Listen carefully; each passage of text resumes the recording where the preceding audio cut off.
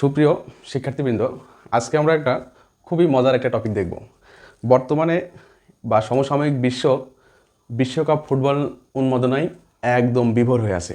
ঠিক সেই টপিক নিয়ে আজকে আমি ছোট্ট একটা ভিডিও আপলোড করব।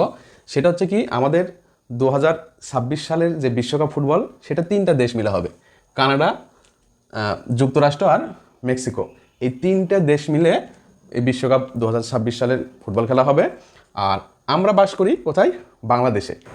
প্রতিটি দেশের এক বা একের অধিক করে কি প্রমাণ সময় থাকে।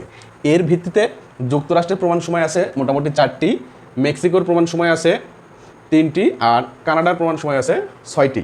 সেই হিসাবে আমরা একটা করে প্রমাণ সময় সাপেক্ষে দেখে নেব যে বাংলাদেশে কোন সময় খেলাগুলো দেখা যাবে। আচ্ছা, আমরা লক্ষ্য করি এইখানে মাঝ বরাবর একটা দাগ টেনেছে, এটাকে বলা হয় মূল মধ্যরেখা। এই মূল মধ্যরেখার এই পাশে হচ্ছে পূর্ব আর এই পাশে হচ্ছে পশ্চিম। বাংলাদেশের অবস্থান হচ্ছে 90 ডিগ্রি পূর্ব দ্রাঘিমায়, আর যুক্তরাষ্ট্র, কানাডা, মেক্সিকোর অবস্থান হচ্ছে, আমরা 3টা প্রমাণ সময় নিয়েছি। যেমন আমরা কি দেখাবো, কানাডার দেখাবো হচ্ছে কি 75 ডিগ্রি দ্রাঘিমা দেখাবো, আর যুক্তরাষ্ট্রের দেখাবো হচ্ছে 120 ডিগ্রি, আর মেক্সিকোর দেখাবো হচ্ছে 90 ডিগ্রি। তাহলে 75টা দেখাবো হচ্ছে কানাডা, 90 দেখাবো মেক্সিকো, আর 120 ডিগ্রি দেখাবো এটা হচ্ছে ইউএসএ। ঠিক আছে? আচ্ছা, এবার পূর্ব দিকে এই পাশে সূর্য উদয় আগে হয়, পশ্চিম পাশে সূর্য উদয়টা পরে হয়। সেই হিসেবে বাংলাদেশ সূর্য আগে পাবে, তারপরে মূল মধ্যরেখা পাবে, তারপরে এই 3টা দেশ পাবে। এখন দেখি যদি কার সাথে তুলনা করি, প্রথমে মেক্সিকোর সাথে তুলনা করি। তাহলে মেক্সিকোর প্রমাণ সময় আমরা ধরছি কত? 90 ডিগ্রি। আমরা জানি 1 ডিগ্রি সময় পার্থক্যের জন্য মিনিটের পার্থক্য হয় হচ্ছে 1 ডিগ্রির জন্য মিনিটের পার্থক্য হচ্ছে 4 মিনিট। তাহলে এখানে যে 90 ডিগ্রি আছে, 90 ডিগ্রির জন্য পার্থক্য কত হবে? 90 গুণিত 4, তাহলে 4 নং 36, 360 মিনিট। একে যখন আমরা ঘন্টায় নিয়ে যাব, 360কে আমরা যখন ঘন্টায় নিয়ে যাব, 60 দ্বারা ভাগ করলে আমরা পাবো 6 ঘন্টা। আচ্ছা, এরপরে যখন 75 ডিগ্রিকে আমরা ঘন্টা মিনিটে নিয়ে যাবো, তখন কি হবে? 75 গুণিত 4, 75 গুণিত 4 করলে আমরা কত মিনিট পাবো? প্রায় 300 মিনিট পাবো। আচ্ছা, এই 300 মিনিটকে যখন আমরা কিসে নিয়ে যাব? ঘন্টায় নিয়ে যাব, তখন সেখানে পাবো হচ্ছে 5 ঘন্টা।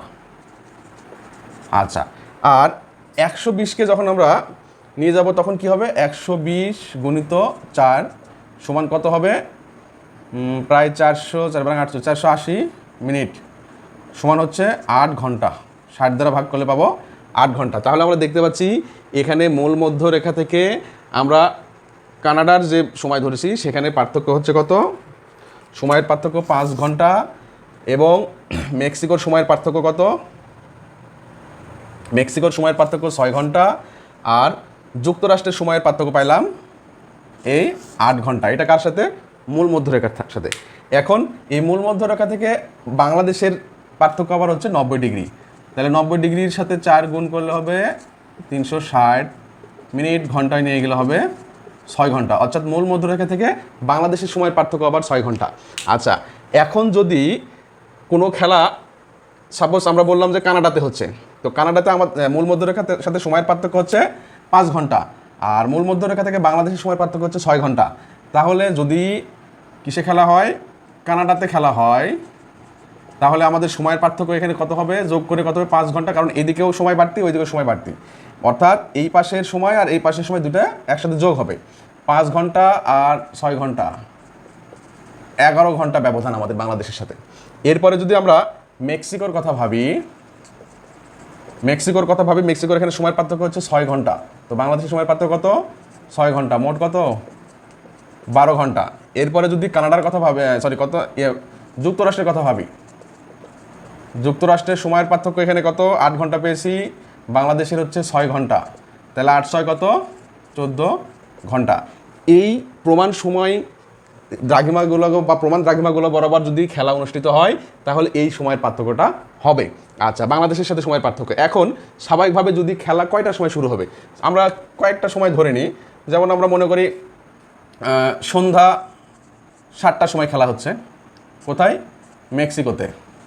আচ্ছা, এরপরে বিকেল 4টাতে খেলা হচ্ছে, এটা হচ্ছে কানাডাতে। আর আরেকটা ধরি রাত 8টায় খেলা হচ্ছে যুক্তরাষ্ট্রে। তাহলে বাংলাদেশে বসে আমরা কয়টার সময় খেলা দেখতে পাবো? খুব মনোযোগ সহকারে দেখি। মেক্সিকোতে খেলার কথা বললো সন্ধ্যা 7টায়, তাহলে মেক্সিকোর সাথে বাংলাদেশের সময়ের পার্থক্য কত? 12 ঘন্টা। এখন মেক্সিকোতে যদি সন্ধ্যা 7টা হয় তাহলে বাংলাদেশে কত হবে? তাহলে এবার মেক্সিকোতে সন্ধ্যা 7টা, এই সন্ধ্যা 7-এর সাথে 12 ঘন্টা যোগ করব। তাহলে 12 ঘন্টা যোগ করলে কত হবে? 7 আর 12 হচ্ছে 19। আমাদের নিয়ম যেহেতু 12 ঘন্টায় আমরা হিসাব করি, তাহলে এখান থেকে 12 ঘন্টা বিয়োগ করব, থাকে কত ঘন্টা? 7 ঘন্টা। অর্থাৎ এখানে যদি সন্ধ্যা 7টা হয় তাহলে 12 ঘন্টা পার্থক্যের জন্য আমরা কি পাবো? পরের দিন সকাল 7টা। সকাল 7টা।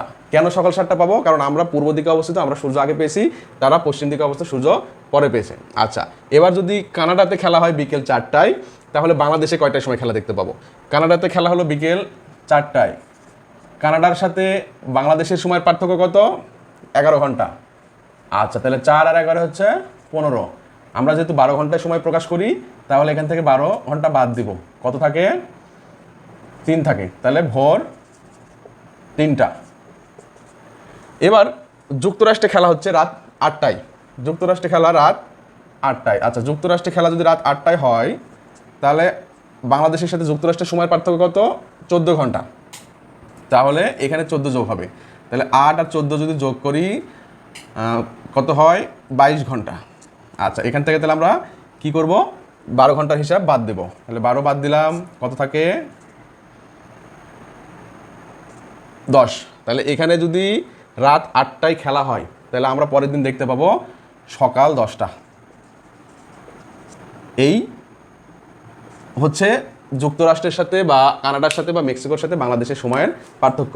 তো শিক্ষার্থীরা, যদি এইটা মোটামুটি আমরা একটু ধারণা রাখি তাহলে আমাদের জন্য ফুটবল খেলা দেখাটা, এনজয় করাটা খুব সহজ হবে। কোন খেলা কখন হচ্ছে এটা একটা চার্ট থাকে, আমরা চার্ট অনুযায়ী খেলাটা দেখি। কিন্তু এই ক্লাসের মাধ্যমে আমরা বুঝতে পারছি কেন যুক্তরাষ্ট্রে রাত 8টায় হলে পরের দিন আমরা সকাল 10টায় দেখতে পাবো, বিকেল 4টায় কানাডাতে খেলা হলে কেন আমরা পরদিন কয়টায় দেখতে পাবো, কোথায় করলাম, ভোর 3টায় দেখতে পাবো, এবং সন্ধ্যা 7টায় মেক্সিকোতে খেলা হলে পরের দিন কেন সকাল 7টায় আমরা দেখতে পাবো। আশা করি সবাই বুঝতে পারছো। ধন্যবাদ সকলকে। আসসালামু আলাইকুম।